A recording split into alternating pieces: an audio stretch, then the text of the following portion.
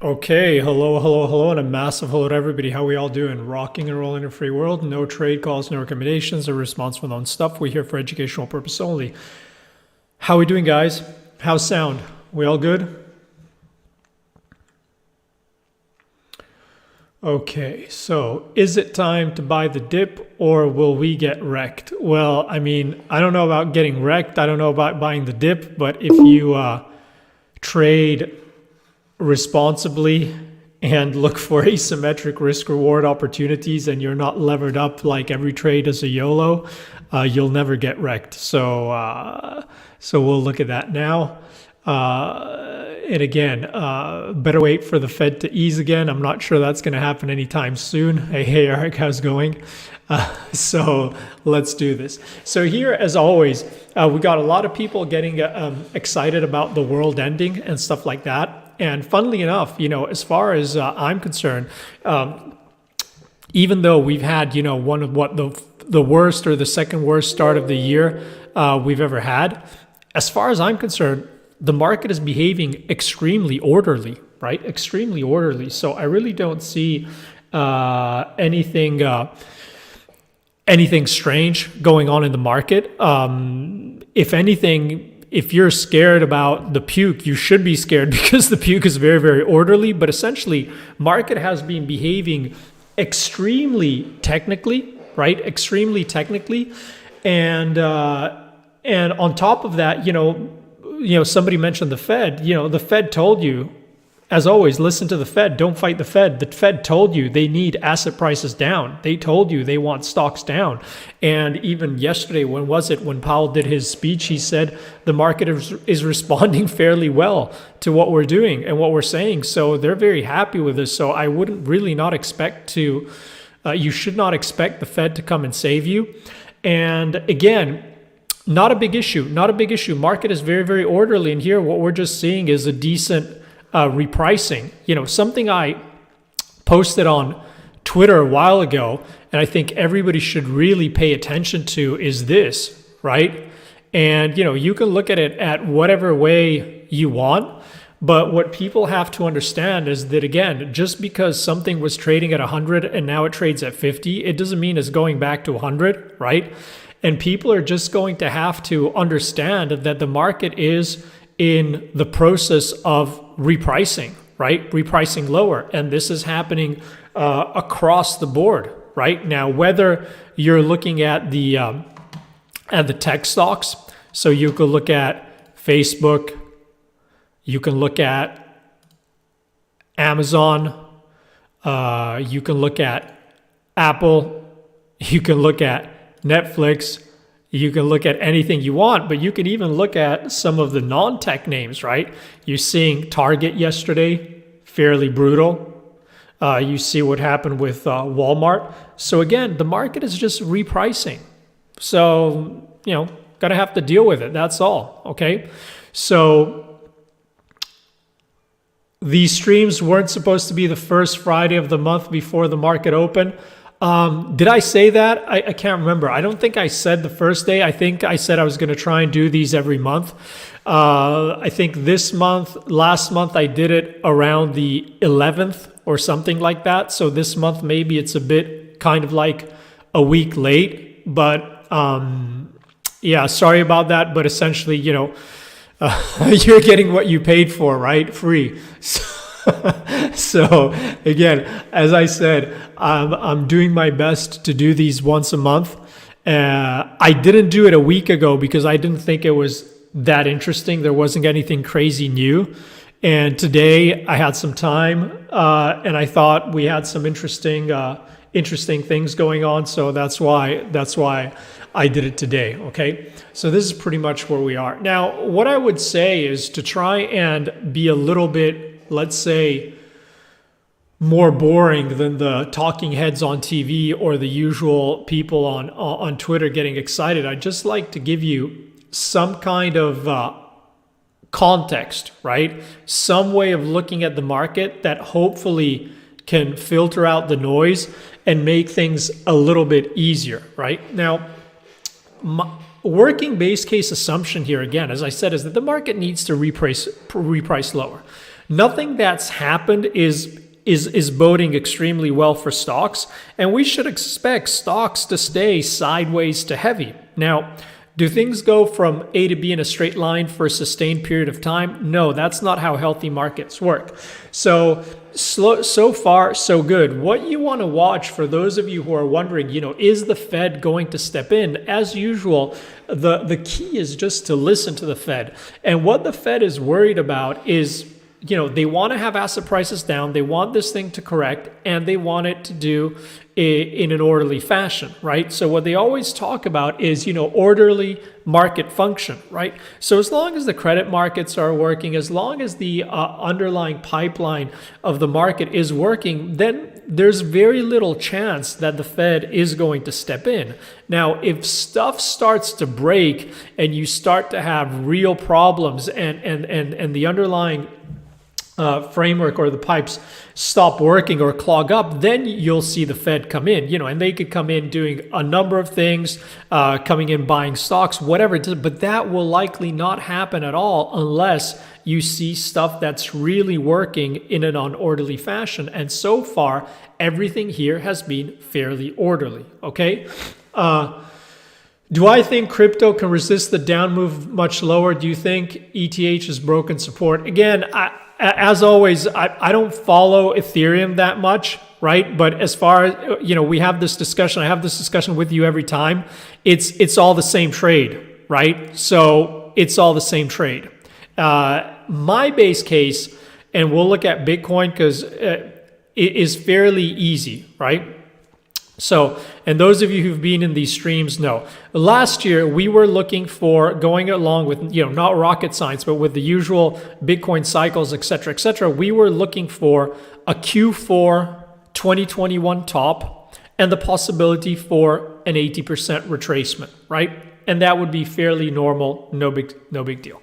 And that's what's trying to play out. Now, in the midst of thing, we had our super Michael Saylor, MicroStrategy coming into the picture, right? And apart from the fact that he seems to be really, really good at buying tops, but let's put that aside for the moment. Our base case was that as we were hovering here, and I think, Stefan, I think you can remember it probably from the last thing, we talked about this range here, and I said that as long as we stay below, it's heavy, and I would be extremely surprised if we didn't go back down and test the MicroStrategy cost basis, okay? And at that point, I would have been fairly happy saying, okay, maybe the low is in and it's time to try and buy Bitcoin again if there wasn't any drama, any disaster with us going into their cost average, right? Now, what's happened between our last free update on YouTube and recently is their CFO has been gracious enough to tell the street that they won't start getting margin calls until 21,000, right? So now I have to review my base case assumption, and my base case assumption is that it's going to be very unlikely that Bitcoin bottoms until we test that 21,000 and probe below and see what happens. If there's some kind of snowball effect, is there havoc? Is it a nothing burger? Who knows? But right now, I don't think it's done unless we go through that 21,000, and then see. And to go back to your question on Ethereum, essentially, it's all the same trade, right? Free money, YOLO trades. Let's go ahead, no risk, go, buy everything. Whether that was stocks, whether that was bonds, whether that was crypto, whatever. Now, as correlations go to 1, as people have to take in risk, as people have to raise cash, yada, yada, yada, yada, everything gets sold. And Bitcoin and crypto is no different.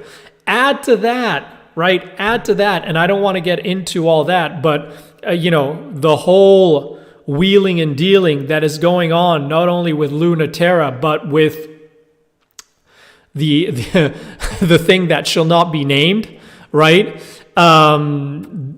Again, I don't think it's done here yet. So I would suspect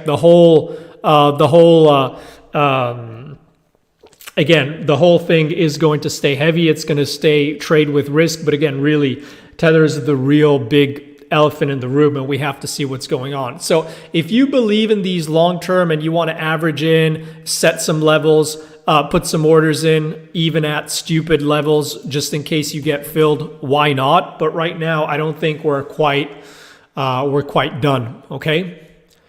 Can anything be read into the gold bid these past 2 hours compared to stocks and crude, intraday dynamics, risk off? I was just sort of, again, Eric, in general, can anything be read in the past 2 hours? You know what my answer is going to be, right? Especially when you're talking about these hours when everybody's asleep and only the degenerates are trading, really. Right? So it's can anything be read in the last 2 hours? In general, what I would say here is that there's a couple of things here. Gold is a classic safe haven and hedge versus inflation. Why the heck is it not rallying? Because it's not a safe haven and is not a hedge against inflation here. But here, I mean, I think, again, gold, there's a lot of things going on with gold. When something isn't doing what it should be doing, there's a reason, right?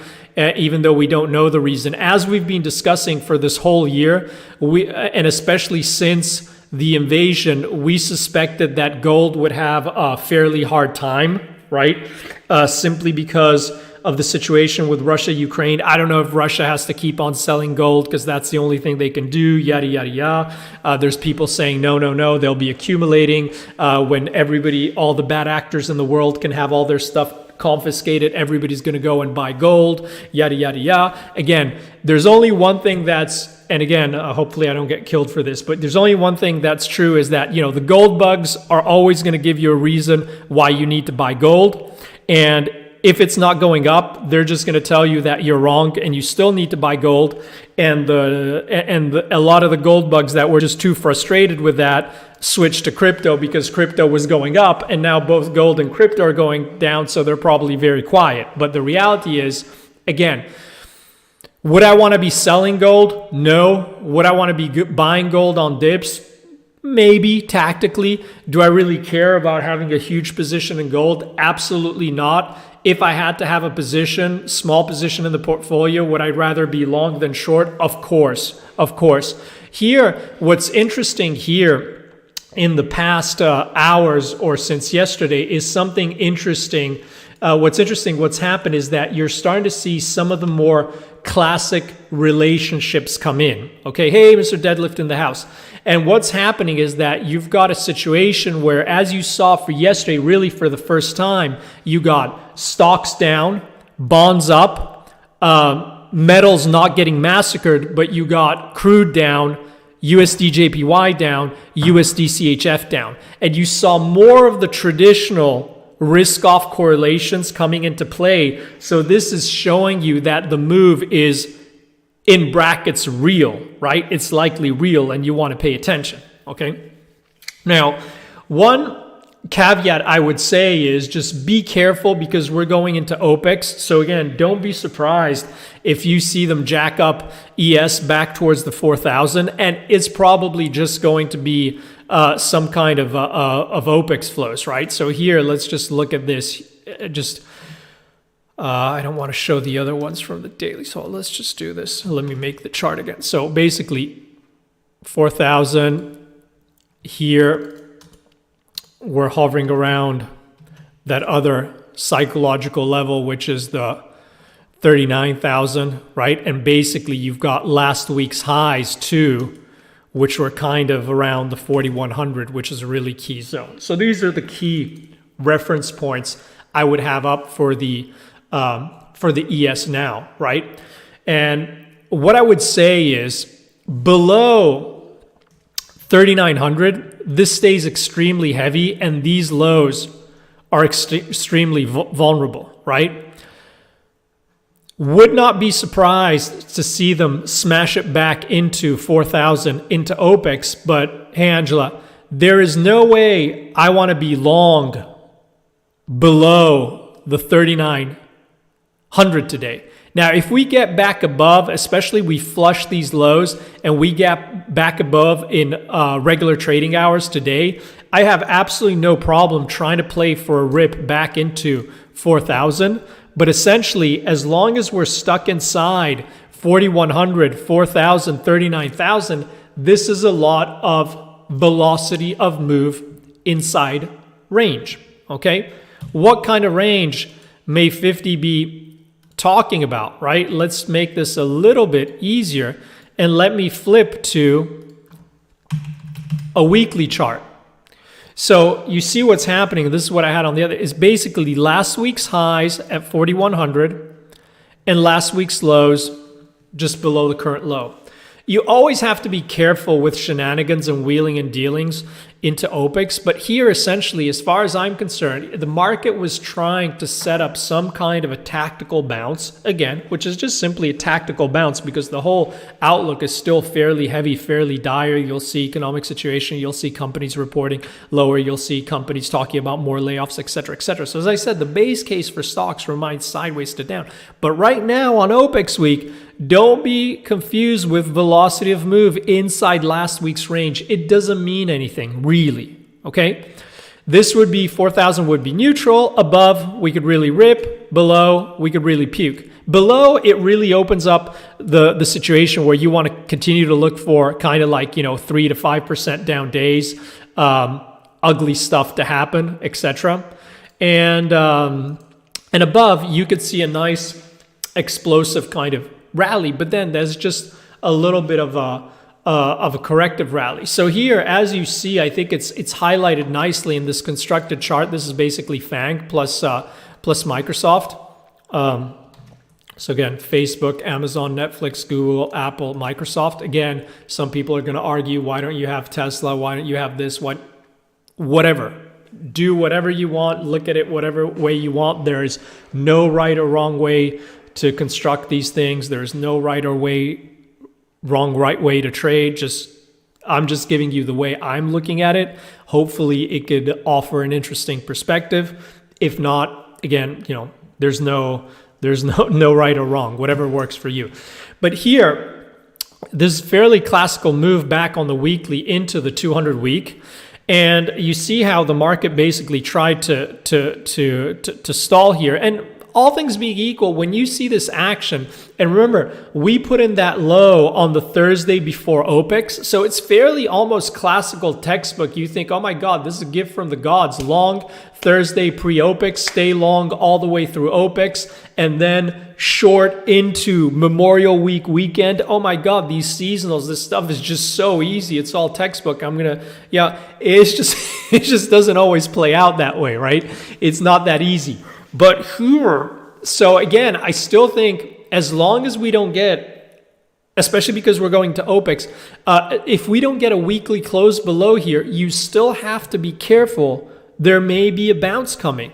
Is it a bounce for new all-time highs? I'm afraid probably not, right? Stranger things have happened, but probably not.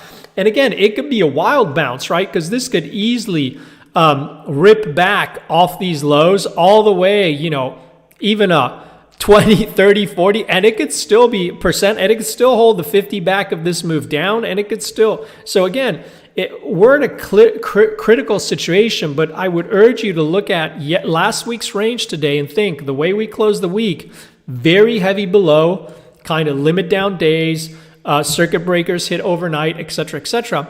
Inside, much to do about nothing, a lot of velocity of move inside range, and above, it really opens the as everybody's getting into max fear, Kramer's gonna start crying on TV, whatever, it opens up the possibility for some kind of a bounce. Now, as we've, this is a fairly, we've been looking at this short on equities for a long time.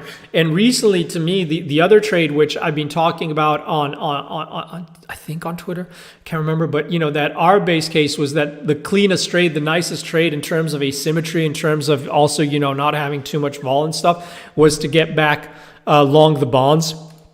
ZN's right at those 117.50s. And so far, this is also trading quite nicely. And you can see that all the bonds have caught finally starting to behave here a little bit as a kind of like counter to risk off. And what's interesting here is that, again, neutral, most can agree 2.5. Even if the Fed's going to go higher, 3%, 3.5%, I think, any move back into threes or something like that on ZNs is an interesting tactical buy, right? Do I think these are going to gazillion? Absolutely not. But I think we'll probably see these stuck for a long time, at least for now, trading inside this, broadly speaking, call it, 3.3 and 2.5 kind of range. So as far as I'm concerned, I'm a seller above here and I'm a buyer below. And I think it's a very interesting range that should hold, right? Unless something absolutely crazy happens. So again, I still think this is a very nice trade and very, very interesting. Now, obviously, if you see these things correct, if you see USD JPY coming down, if you see USD CHF coming down, if you see these bonds coming down a little bit, et cetera, naturally, you should see this dollar index try to ease a little bit. And I think an interesting trade to have there is the lottery ticket trade I talked on Twitter about, which is the USD JPY. I've been talking about this for a long time and it just hasn't gotten any traction, but I think the asymmetry is very, very interesting, depending on how you want to size the trade. But, what we kept on discussing was the hold below 130 as long as these highs hold for a flush back into the 126 into this 50-day moving average. And you never know, if something stupid happens, you catch yourself a lottery ticket, this could, BOJ goes loco, and this could really be a home run. And this trade is still in play, right? This trade is still in play. It's finally getting traction. It's been frustrating because it hasn't been moving for a long time. The other trade I worked and I tried a little bit in Forex was Euro, but no real joy. Traded this a lot, trying to scalp this around the 105, trying to get myself into, break even trade, get some optionality for some upside, scalped it a lot, and then finally just got taken out. It didn't get any traction. But I think, again, as we're getting closer to June, July, as we're getting closer to the summer, more and more talk about the ECB talking about the fact they're going to have to raise rates, yada, yada, yada. I still think the market is not listening properly. The market's probably going to have to reprice a little bit. So I think the risk here is that people get off guard and you see Euro, once it can stabilize above this 105, taking a step back into the 108. So I think this is also something fairly interesting to look at, right? And that's pretty much what I'm looking at. That's pretty much what I'm focused on. Biggest trade for me at the moment is still the ZN long, and be trading the equities extremely tactically. That ES, if you just look something as basic as those 100-point ranges, 4,200, 41, 40, 4,000, 3,900, it's been beautiful the way it's been behaving around that level, even intraday. So again, that's what I'm looking for. That's what I'm looking at.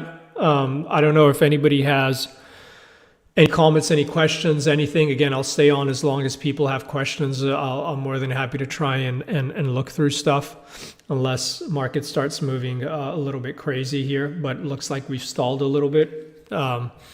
I'm again running my bond longs, have some orders to take some profits on the way up. I got plenty to take off, so not in a hurry, but going to start scaling out if we can get a decent day up. And I'm watching indices here. I'm flat on ES, and I'm looking for possible longs, scalp longs into the open, through the open.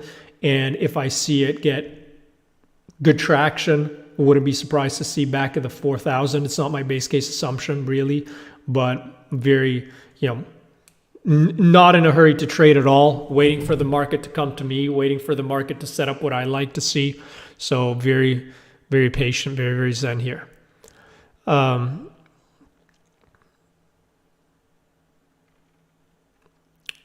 So guys, I don't even know how long we've been going for. I can't even see where we can see it. But any comments, any questions, any chart anybody wants me to discuss? If it's on TradingView, I'm happy to look at it. Nothing's off. Any questions? Whatever you guys want. You still got your NASDAQ short runner. Yeah, I mean, NASDAQ, here you just have to start to be a little bit careful with the short side because, either, we're in a situation where either you get a disaster or these should stall and bounce a little bit. ES is still not quite at the, hold on. This is a messy chart.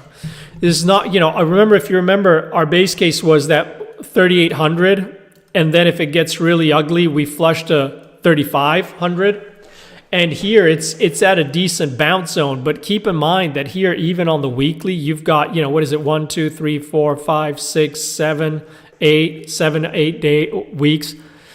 Markets don't, records are made to be broken, but you have to start tightening up your risk if you're short, especially if you're just holding a runner, because you can always reload, right?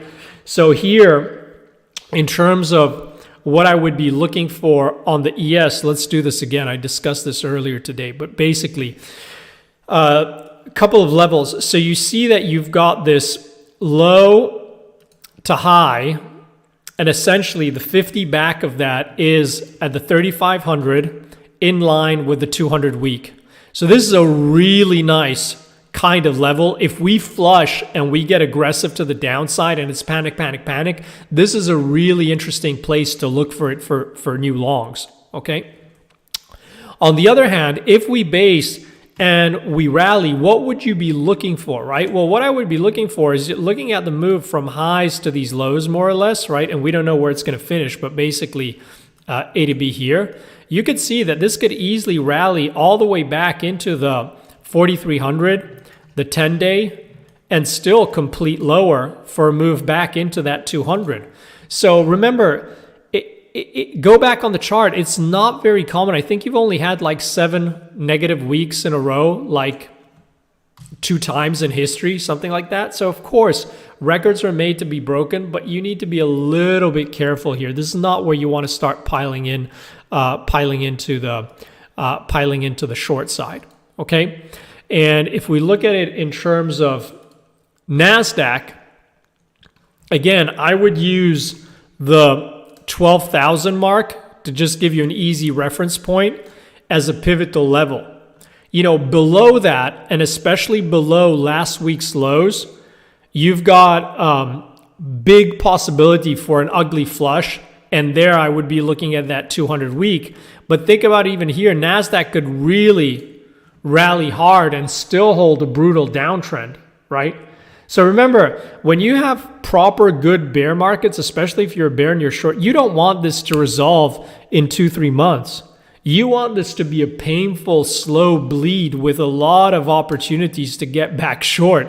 Because the more it behaves in a kind of healthy, disciplined, and not kind of crazy moves that break everything, the more chance it has to be sustained, and the less chance is that the Fed is going to step in and ruin your bear trade, right?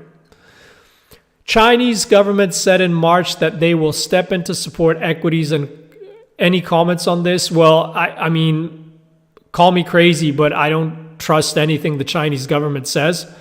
Are you looking into CN equities? Absolutely not. No. I would never. I've been very adamant about this since the beginning. I have no interest, and I will never buy any Chinese company.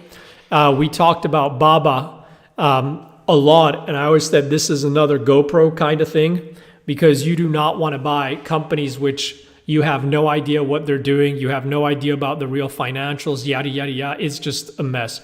So I have zero interest in trading any Chinese companies. I really couldn't care less what Chinese government says or does because I don't believe any of it anyway. And unless there is something crazy that is announced, then I'll be forced to pay attention. If not, it really doesn't register on my charts. I just trade the levels.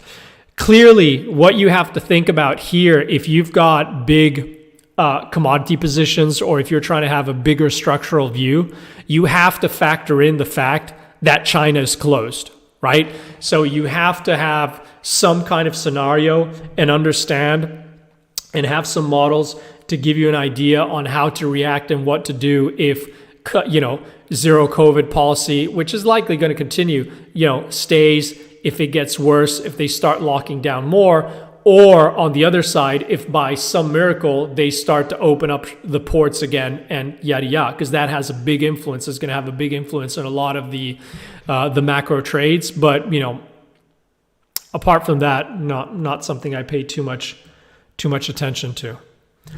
Any comments? Any questions?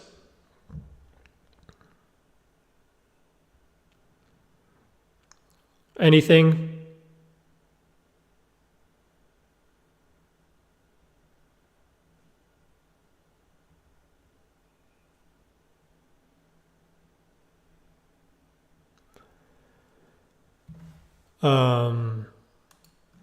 I know there's a little bit delay on these streaming, so I'm just gonna wait, see any chart anybody wants to look at. I don't know, I think we've been going at least for half an hour, I hope.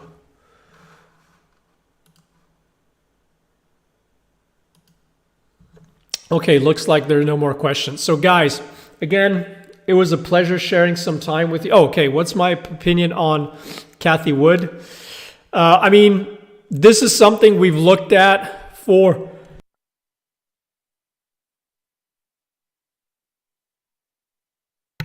Sorry, I had to sneeze. Look what happened. You mentioned Cathie, I sneezed. No, but joking aside. We've been looking at this for a while. And basically, our base case is that, this is another kind of GoPro-y kind of chart going to be. And again, a lot of people have been trying to think, when is it time to get long Cathie and ARK? There's no real time to get long Cathie and ARK, because as long as she continues to think that crude is going to 12, as long as she continues to think that she's going to annualize 50% returns every year, it means that she's smoking the good stuff, right? And I don't want to be invested in anybody who's smoking the good stuff, really. Here, the problem is going back to, the chart, the tweets I showed before. Here, what's happened is the market is repricing, right? So market is repricing and everything has to reprice lower, and everything is going to reprice lower with different prospects and different targets. So, will there come a time where buying ARK-like stocks is interesting again? Sure. Are we getting to an interesting situation where there are some decent bargains and we're probably going to see some decent M&A deals? Sure. But I would rather do that myself than through ARK or something like that. Okay. Uranium, no real change in uranium. If you remember, and from the webinar, for the past update, do you remember also when we printed these lows, we said, if you're waiting for a time to buy some more, this is a great place to start to average in again. We've had a nice little pop, about 13% off those lows. So, this is a decent place to get back in. There's no real change on the theme. I mean, this is also the problem with URA and the other Uranian names is you got a lot of YOLOs, you got a lot of fast money coming in recently. And, you know, all those guys need to be taken out. We need to get all the weak hands out.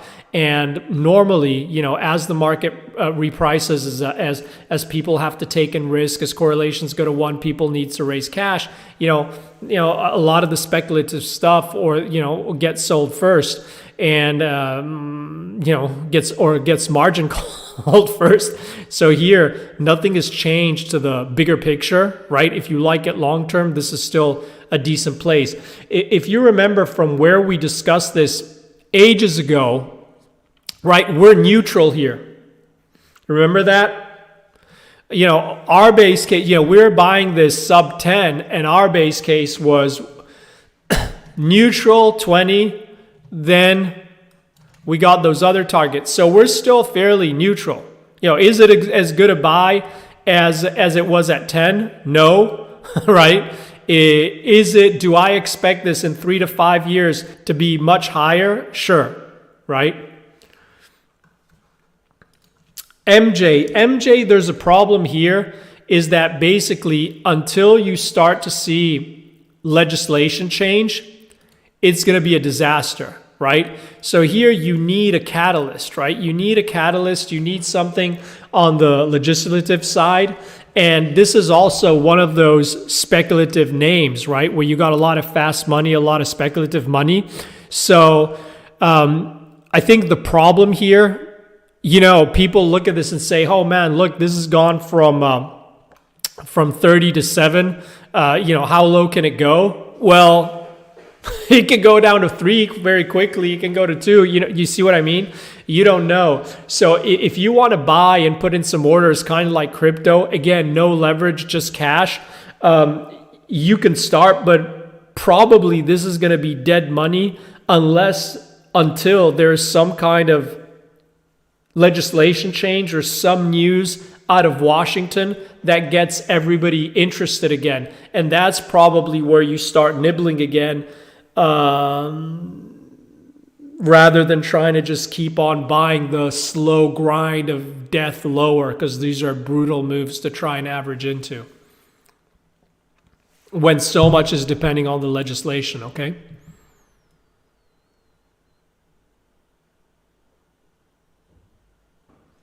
So guys, thank you so much for spending some time with me on our monthly date. We'll do this again next month. Thanks for all the questions. Again, these make a lot more sense if you guys ask questions, and they're a lot funner for everybody. So we'll try and do it again in a month's time. Well, we will do it again in a month's time. Thank you so much for showing up. Again, stick to your setups. Keep your leverage down. Don't do anything stupid, and it's virtually impossible to get wrecked. You have to really try hard to get wrecked if you keep your leverage down. And so let's hope the market continues like this, because this year has been very, very interesting with a lot of opportunity, and more the better, okay? Enjoy. All the best. Take care, guys. Thank you so much.